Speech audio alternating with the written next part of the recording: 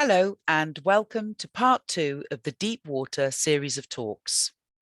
My name's Ned, and in this section, we're going to talk about the types and implications of flooding and the other connected issues. Floodwaters bring many dangers to individuals and communities, and our extreme weather is quickly becoming impossible to manage. The intensity of rainfall depends on how much water the air can hold at any given time. Rising air temperatures increase the evaporation rate, so our oceans release more water vapor into the air. And air can hold up to 7% more moisture for every 1 degree centigrade of temperature rise. February 2020 was the UK's wettest February on record in a series dating back to 1862. England, Wales, and Northern Ireland all saw their wettest February on record, with Scotland seeing its second wettest. Rainfall was more than twice the average quite widely across the regions, and some areas, including Lancashire and West Yorkshire, recorded more than 3 times the average. And locally, some areas saw more than 4 times their normal February rainfall. Dr. Mark McCarthy, head of the Met Office's National Climate Information Centre, said, "We have seen a number of exceptionally wet winters in the last decade, and due to climate change, we expect UK winters to become wetter. Of the top 10 wettest winters, 4 have occurred since 2007 and 7 since 1990, whilst there has been a 17% increase in the total rainfall from extremely wet days." So what we recently regarded as rare flood events likely to occur once every 50 or 100 years are now becoming the new normal, thanks to global heating. This map shows the areas of England at risk from river and tidal flooding. But remember that any location with a largely impervious surface, such as an urban area, is at risk from flash flooding. Flooding has always been an occasional part of life in the areas shown on the map, but experts warn that climate change is worsening the situation. In early 2019, Environment Agency Chairwoman Emma Howard-Boyd said that some communities might eventually have to move entirely. She added that we can't win a war against water by building away climate change with infinitely high flood defences. More than 3,400 of England's high consequence flood control measures, in other words, those defined as where there is a high risk to life and property if they fail, were judged to be in such bad condition they were almost useless. And that statement is from the Environment Agency. Government calculations compare the cost of flood defences with the value of what is being protected. So to be funded, flood defences must avoid £8 of damage for every £1 spent. In practice, cities with dense populations and high economic values benefit, whilst rural areas with fewer homes and businesses do not. And in fact, damage to farmland is not factored in at all. There are 520,000 properties in England in areas at risk from coastal flooding, and 8,900 properties are in areas at risk of being lost through coastal erosion. Currently, the total value of assets at risk from coastal flooding is estimated to be £120 to £150 billion. By the 2080s, 1.5 million properties, including 1.2 million homes, may be at risk of coastal flooding, with a further 100,000 at risk from coastal erosion. By 2100, around 1,600 kilometres of road, 92 railway stations and 12 substations and nuclear power stations could be at risk from coastal erosion or flooding. On this slide, we are comparing the flood risk map to regional food production. One of the biggest impacts of flooding, which is likely to affect us all in the near future, thanks to global food supply chains, is crop failure. Food production in the UK and globally has been affected over the past 30 years. While the food imported to the UK now from overseas represents about 45% of our consumption. So our own food security is now a big issue.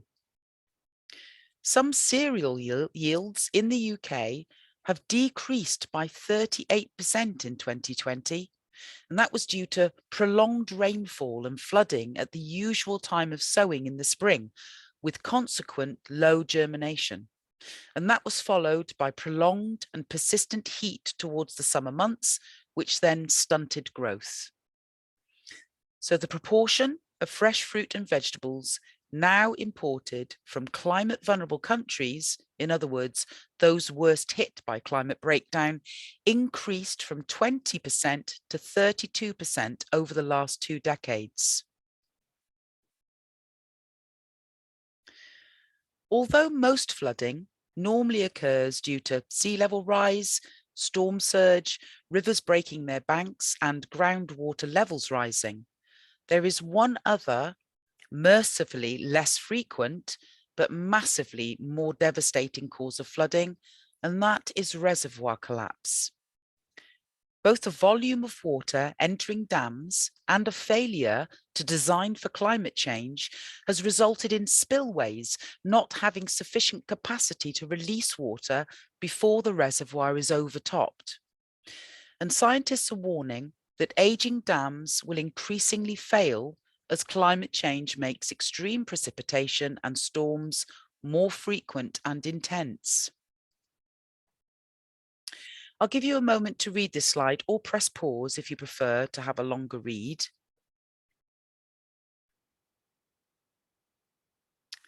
So this map from the Environment Agency is showing where the sewage network discharges treated effluent, untreated effluent, and stormwater into rivers and seas.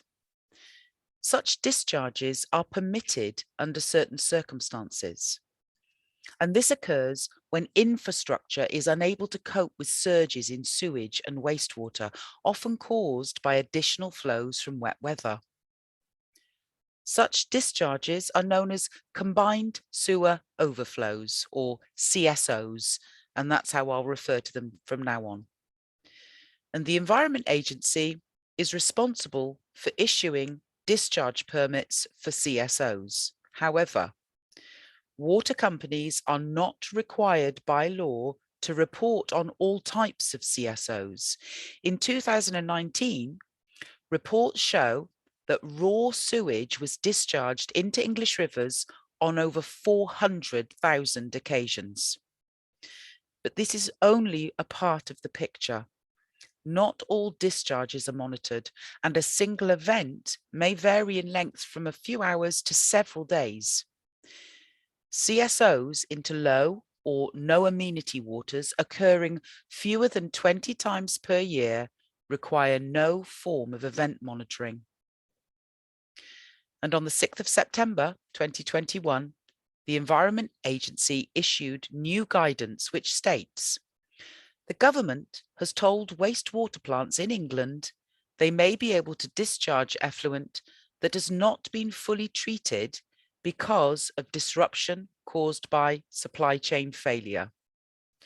And this will be allowed until the end of 2021. However, it'll then be reviewed and allowed to continue if the supply chain issues haven't been resolved. Treating wastewater removes about 90% of microplastics. But researchers at the University of Manchester found that the poor management of untreated wastewater and raw sewage by water companies was the main source of microplastic pollution in the UK's rivers. The presence of high levels of microplastics on the riverbed suggested that water companies were also spilling raw effluent during dry spells, which is against UK and EU regulations. Add to all of this industrial, agricultural, and urban runoffs, as well as pollution from roads, such as things like brake discs and clutches, which contain toxic metals, and hydrocarbons found in fuel and other pollutants washed into water, all pose a significant threat to river health. Road runoff can carry over 300 pollutants, causing short and long-term damage, including killing fish and even discolouring water, turning the river water black in areas of heavy traffic.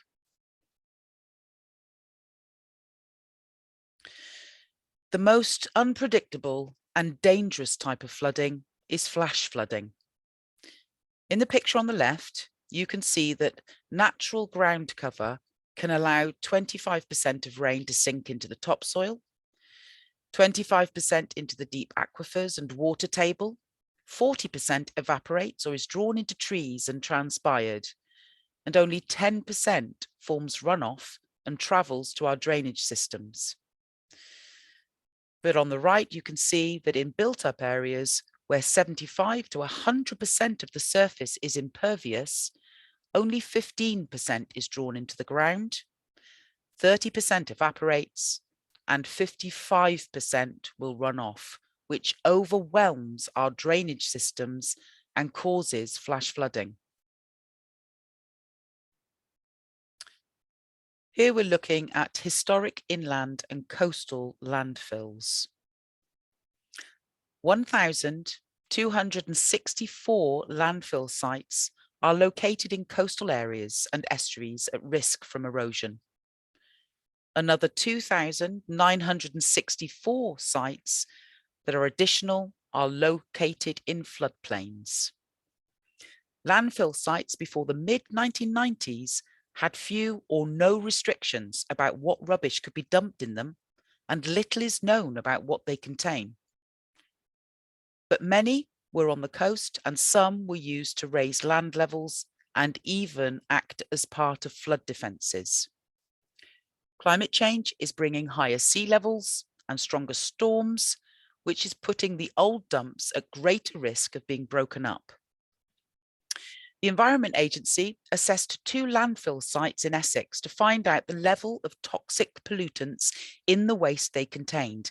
It found large quantities of harmful metals, such as lead and polycyclic aromatic hydrocarbons, or PAHs, and these are carcinogenic.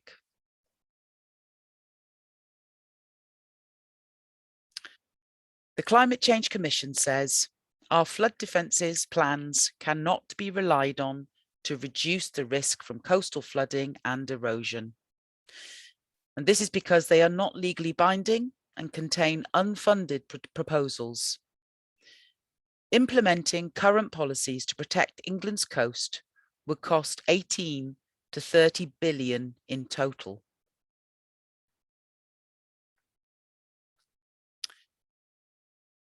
The degradation and disturbance of naturally occurring wetlands is another major cause of increased carbon emissions. And yet wetland areas in the form of fen, marsh, swamp and bog have been devastated. 90% of England's floodplains no longer function properly, with 65% modified by agriculture, meaning they're more prone to runoff and therefore flash flooding.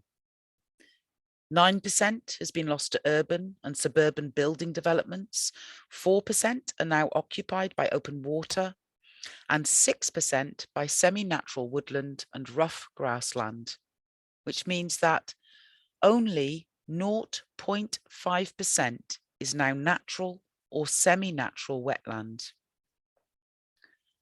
All wetlands are capable of sequestering and storing carbon through photosynthesis and accumulation of organic matter in soils, sediments, and plant biomass.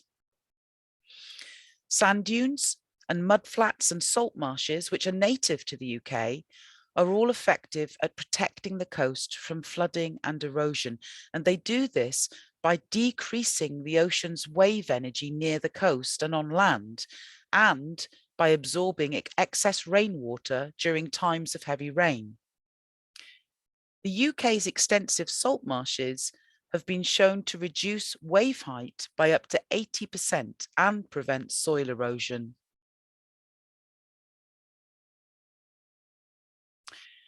Thank you for watching Types of Flooding and the Associated Risks. Next up is Here's the Science, where we will tell you the truth about the climate and ecological crisis.